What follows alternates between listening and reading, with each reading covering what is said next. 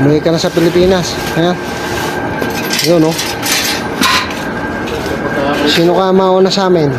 Yung cargo o ako? Yung kalpitero yung ganito. Galing, no? Ang laking TV, oh. 65 inches. Ba? Naman.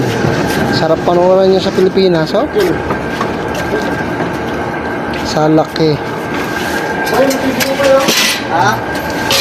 Yun, yung sa akin yan, oh. Uuwi na sa Kalimayaman. Pero mahirap ang may-ari. Naman. Ito pa.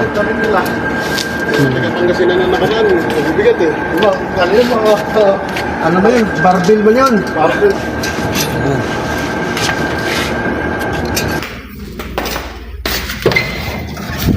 Yun, mga kasimpol. Nakuha na aking karton. 279 reals yung binayaran ko. Hindi ba? Malamang sa malamang ako na rin yung mag-receive noon. Pero para sure, yung anak kong lalaki ang nakapangalan dun sa box. Baka mamaya kasi matagal pa ako kaintay na aking benefits.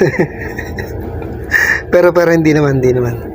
I think malamang sa malamang ako na rin na mag-receive noon.